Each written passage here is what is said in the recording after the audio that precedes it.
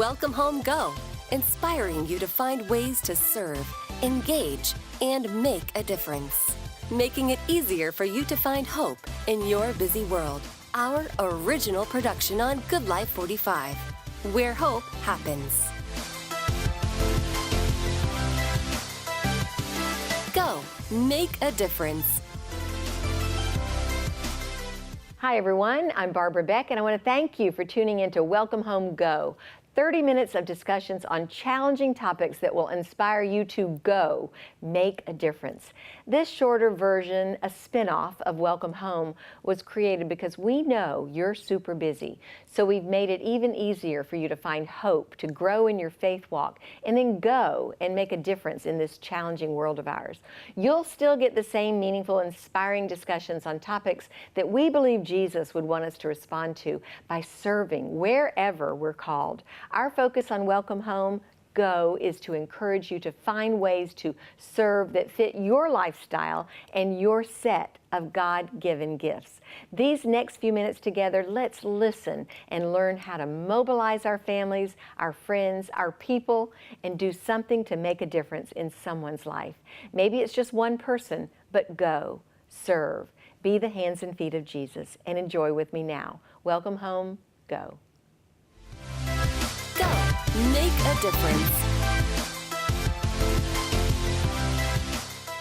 Hey viewers, I'm so glad that you joined us today. I know you're going to get a lot out of this program and maybe even be challenged to go and serve somewhere on a foreign mission ground, as our guests have done for so many years. Well, recently, my missionary friends Jonathan and Alicia Farrant responded to a horrible, horrible catastrophe in Guatemala.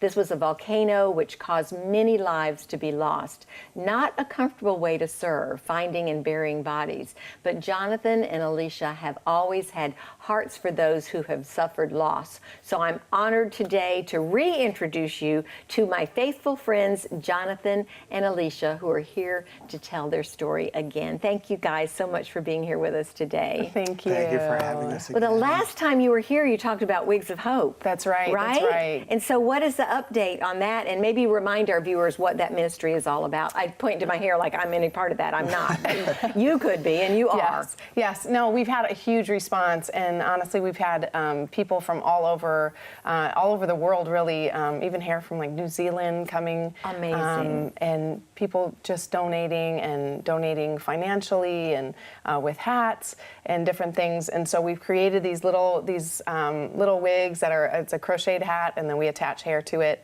all handmade by myself. And then I have a really good friend of mine who makes the little hats.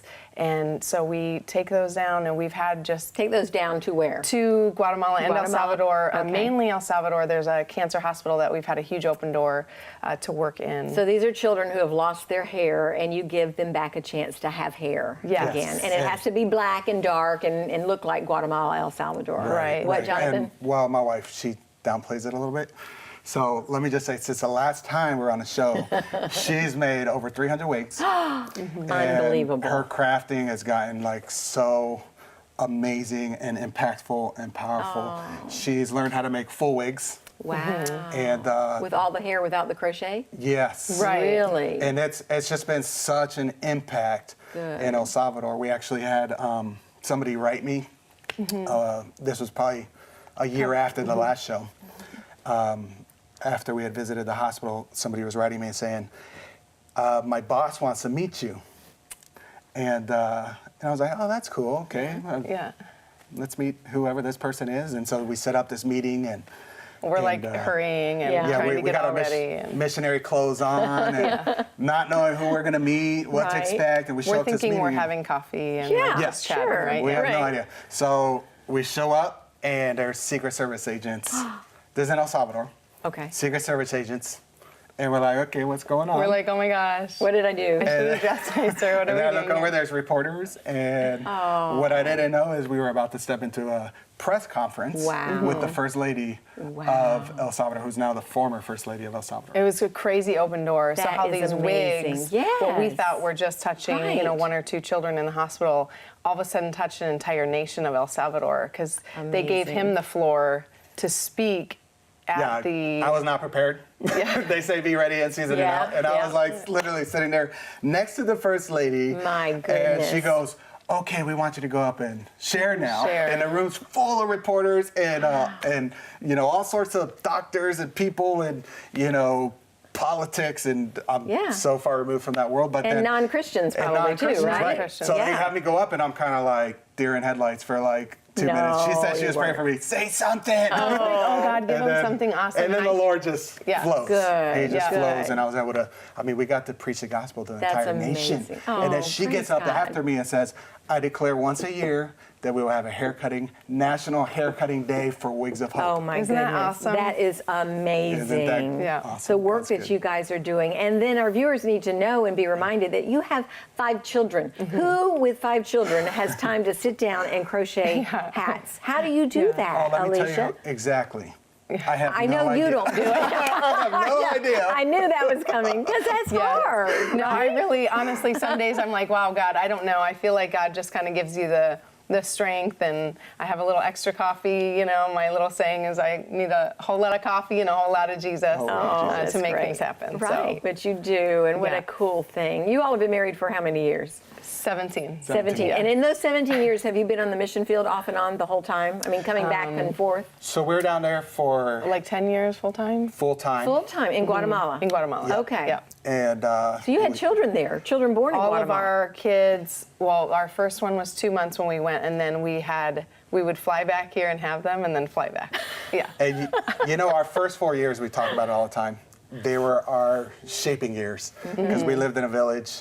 We had very little running water. Electricity would go out all the time. And The roof would always fly off the roof, of our a little house storm would and- come, the roof would fly off. And you're still Yeah. smiling. The roof flies off my house. I don't think I smile. This guy right here, he'd always be like, "Oh, the roof flew off. It's okay." I was like, "No, the roof. And- the roof is off the house." And we had these rats, big, ginormous Jurassic Park rats. Yeah. With babies, with Like babies total in the house. ratatouille. Yeah, Yes, yeah, yes. You and, brush the little rat droppings off and lay them in the crib. And No, you did no, not. I'm not even kidding. But we That's talk kinda now, we life. say, you know, we wouldn't be doing what we're doing today for the If it Lord. wasn't- If Yeah, it wasn't yeah. for that season and that time Yeah. where God took us to the rats. So we're always Yeah. like, thank you, God, for the rats. I know, life must be really easy now with just Yeah, right. 5 kids and I was like, 3. "Thank God there's no rats." Yeah. Oh my goodness. We can do Okay, that. so the latest thing I want everybody to know about going back to Guatemala, you went after this horrific volcano happened, and Yeah. we'll be showing our viewers the video of the smoke and the ash coming in, and just tell us the story. What happened? Our hearts were shattered on June 3rd as that volcano exploded. And I mean, we live a few miles from that volcano, more up the hill. So our You were area safe. was secured. Okay. Right.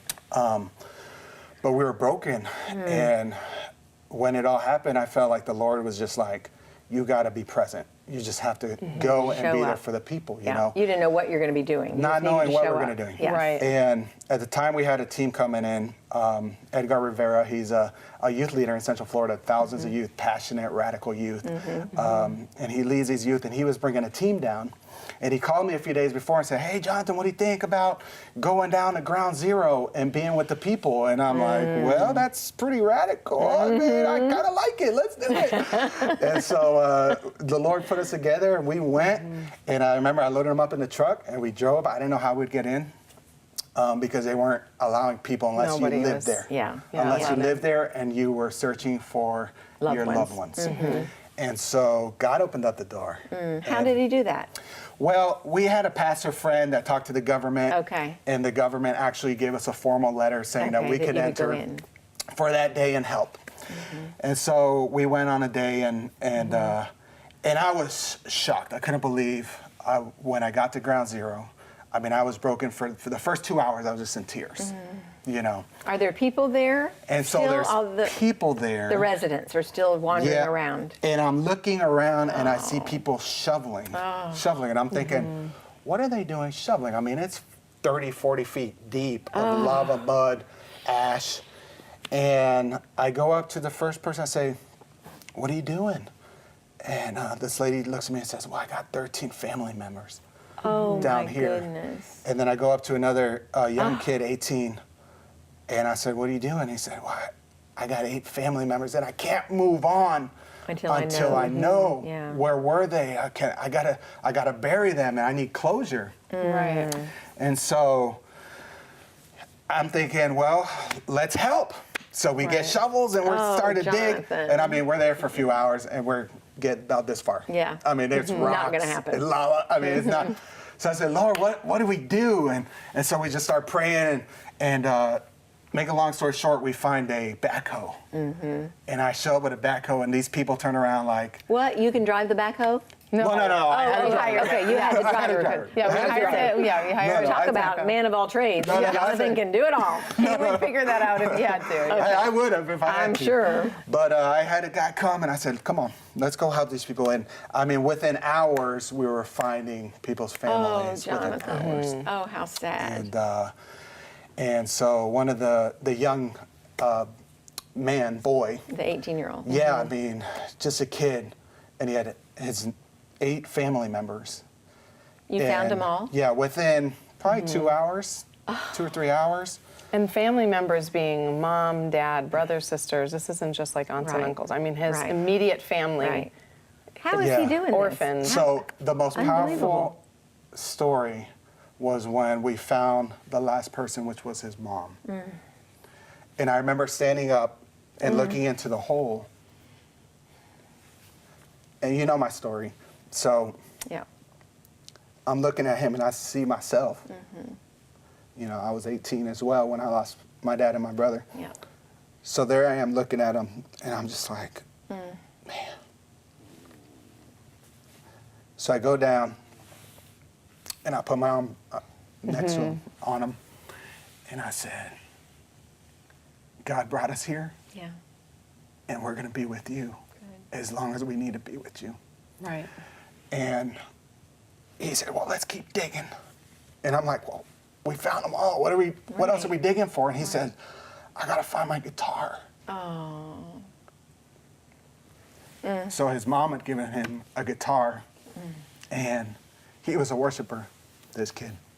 He knew the Lord. Yeah. He was a worship leader at his church. Yeah. And he said, I gotta find my guitar. I gotta find my guitar. And I said, I mean, there's ashes everywhere. I mean, the chances of finding your guitar. And wouldn't it be ruined if he did find Right. it? Yeah, Exactly. and somebody from the team said, hey, here's my guitar. They gave him his guitar. And he grabbed the guitar, and the first thing he did was started to worship the Lord. Wow. And he drew a crowd, multitude of people. And he's leading now survivors to the Lord. And the glory of God just showed up. And it was so. With his 8 family members there, right in front of him, dead, and he's leading worship. Yes. 8 That family members. is That's how so he supernatural. gave glory to God. Yeah. Like, thank you, God, for helping me find my family members. Not, why, God? Why would you do this? It was, thank you, God. Yeah. Thank you, God. And, like, I'm here for a reason, right? What did he tell you after? Yeah, I mean, he's, you know, just inspiring all of us because we're all thinking, you know, what do we do in a situation like this? You get angry, you know, all the emotionals are human. And his faith seemed like it just grew, you know, and I'm like, you know, his response to tragedy was what I feel like is the most essential response that we must have, which he worshiped the Lord. And the Yeah. Lord says, David said it, Psalms 34, he is close to the brokenhearted. Yes. Yes. He is close to the brokenhearted and those crushed in spirit. And the Lord shows up in his presence. And that was, it was all, I mean, it was What a like, you testimony. know what? This is what we need in this But you moment. know, the catastrophe happens for many of us. Those things are going to happen in our lives, whether they are simple little things that, you know, hiccups in the road, or whether they're the tragedy and the catastrophe like what we're talking about with Guatemala. But what made him able to worship right away, besides a supernatural touch, was the foundation that he already had. Exactly. He was a worship leader. He'd been faithful for probably 17 of his 18 years. He was Right. probably growing in his faith. And so I think, to me, that's what speaks to me. The lesson that I hear from you, Jonathan and Alicia, is to grow in our faith, hide God's word in Right. our heart, practice our Amen. faith, worshiping God, and then when it comes, not if it comes, but when it comes, we'll have that kind of godly Right. response. That's right. But how unusual for that to happen. Yeah, and after Alberto, we found his family, we worship, and I mean, we had a long line of people that were like, could you help me over here, and can you help me over there? And we were, I was just I ended up running 3 backhoes. Wow. And we were there for 5 days just But you got helping everybody people. out? I mean, You helped as many as As you we many could. helped you as many as could. we could, because then the government came and said, Everybody no more. leave. You're It's Really? done. not safe or, Yep. you know. So then we went and attended funeral services, and I mean, we built these relationships with these Yeah. people.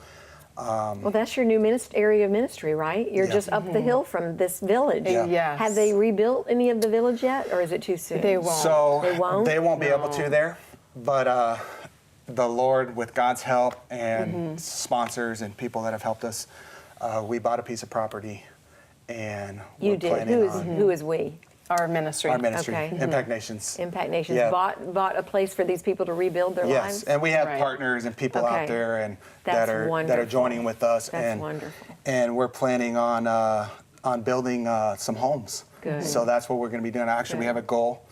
By Christmas, we're hoping to build Alberto a home and 10 other families a home. And Yeah. Merry Christmas, Right. And so You've been a missionary with Jonathan all the years that you've been married, obviously, Yes, right? yes. Okay, before that, you were not. Where were you from? I'm originally from Minnesota, but my family went on a mission trip when I was 10. Okay. And the missionary family we worked with was his family. Okay, so I met they- her when I was we 12. met. So you've I was known each 12. other for a long Forever. time. But you're from where originally? Orlando. Puerto Rico. Yeah. No, you were not from His Orlando. parents are Puerto Rican. Right, but he's Puerto from Rican. Orlando. Okay, Yes. but you're Puerto Rican. Yes. Okay, my but dad was founder pastor of El Calvario. El Calvario, Yeah, yes, yeah, yes, I yeah, know. so That's why you're up on beautiful. the wall there, because you're a missionary. And there's such a great story. What's the name of the book, so I can refer? Oh, yeah. that Yeah, to Beyond the you? Pain. So my first book is Beyond the Pain. Yes, Beyond the Pain. And that's a book where I tell the story of my tragedy and my story. Right.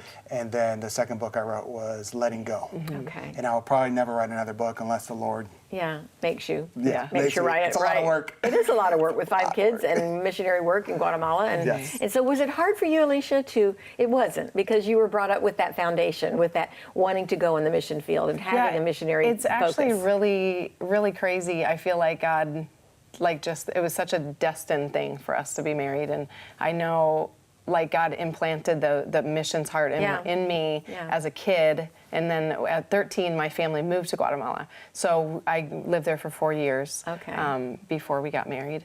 And then, so I already had that kind of mission spirit in right. us. And so getting married, we always knew we would do missions. We just didn't know it would be so soon in our marriage. Yeah. We were 2.5 years married, or 3 years, and Yeah. or 2 years, and then we pastoring started in thinking Illinois. about it, something like that. So it was really So it's not like there was a fast. real strong call at one time to just go to the mission field. It was almost like a gradual, this is who I am, Alicia, Yes. and this is who I am, Jonathan, because of your heritage, who your parents were and how they raised you, and just thinking about your kids now and what they will end up doing and being. Can you imagine them not being missionaries one day? Your Right. 5 kids, right? Yeah. doing something crazy. Are you for God. bilingual? I am. You are. yes. You started because of when you moved there. So at when I moved there, 13? I knew nothing. Okay. Yeah. And you're And we obviously. grew up, so we were best friends growing up. Friends, just friends. When did you And start then- dating? And then we went to school and didn't see each other for some We were, what, years. and 18. I was like 18 or 19. when I started saw her dating. again, I was. She's "Grow up. the one. Yeah, Grow up. she's the This one. is it. It's like, finally, I'm not like the Live little no sister more. anymore. Yeah. What can you say to our viewers today? And this is, I want to be sure our viewers know that we're getting ready to bring the children on in just a couple of minutes. So I want you to be sure to stay tuned, because you're going to see the product of this incredible couple. But what would you say to our viewers today about going and serving and answering that call? Well, I think when there's a need, we have to respond. Yeah. And sometimes we over spiritualize the calling. And And it might just be the person next door. yeah. Right. And I think we really have to respond as Christians to our duty. Our Christian duty is to say, somebody lost their house and I'm living in this mansion, and I have all this excess and abundance. And for $3,000, I can build a house. And That's what it costs in Guatemala to build a house. to build a house, $3,000. Wow. And so I think so many times we over spiritualize, I have to be called and I have to hear this audible voice. But really, I think you read in the Word, and we ought to just respond to the needs of this world. And there's so many needs. We have to just do something. And it might be a Right. meal, right? It might Absolutely. be visiting an elderly person. Yep. It could be so part of what our lives are. You guys never felt like you answered a call because it was just a natural Part of- process of who you were. And Absolutely. that's the way that we should be rearing our children and helping them Right. see that the natural thing to do is to respond when Yeah. there's a crisis or catastrophe or just even a simple need is to respond. Yeah. That's Are your kids excited to be on the mission field? Do they love it? Do they ever want to come back to the United States? They love it. They love it. That's their lives. You know, they just love meeting people and traveling, and every moment is an adventure. And so they just Do they all get absolutely- along well together? You know, they're kids. Are they So, normal? yeah, They're normal children. Oh, so we shoot. have our I moments. moments. Okay. But I feel like they do, you know, in the end, they love each other and they do get along for the most part, but we always have those moments of none, Yeah, you know. and we have Farrant Adventures is what we call it. That's cute. And That's so, you know, that's our website, Farrant Adventures. Oh, it is? Yep, Okay. farrantadventures.com. And So we're always kind of on an adventure. Everything we do, we're like, you know what? We're on an adventure. And Coming if we here are, today was an adventure, right? Exactly. Yeah. And anything we do, even when we're doing ministry or it's something a little intense that maybe isn't kid friendly, I always tell them, listen, we're here to be present with these people. We're here to make a difference. God asks us to, you know, just to love on people. And we work hard, but we play harder. And we wanted them So- to be on because the reality is that everything we do, It's a family. It's 7 of us. Right. It's not just It's not us. me and him. I mean, our appreciate kids that. help her with the wigs. Yeah. You know, when we're drowning, they work. You know, and over there, my kids helped me at Ground Zero as we were trying to find people. You know, my older ones. right. And How about we bring on these little miracles? What do you think? Yeah. Let's That bring them sounds on. All right. do it. We'll be right back. We've got some miracles coming up. As soon as you see us again, we're going to have 5 precious little Farrant children up here, adventurers. Stay with us.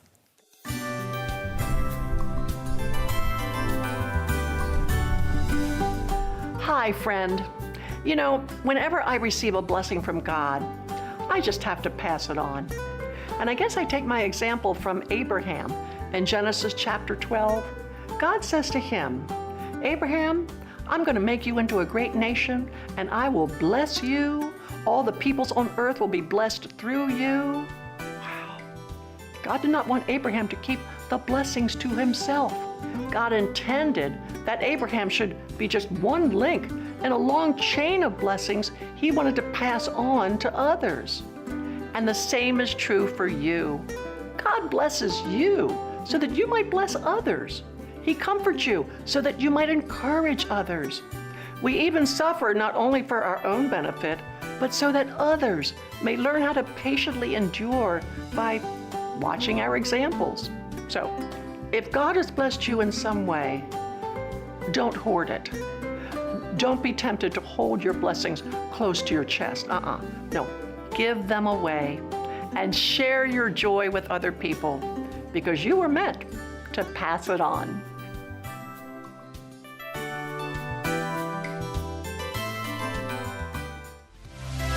Go, make a difference.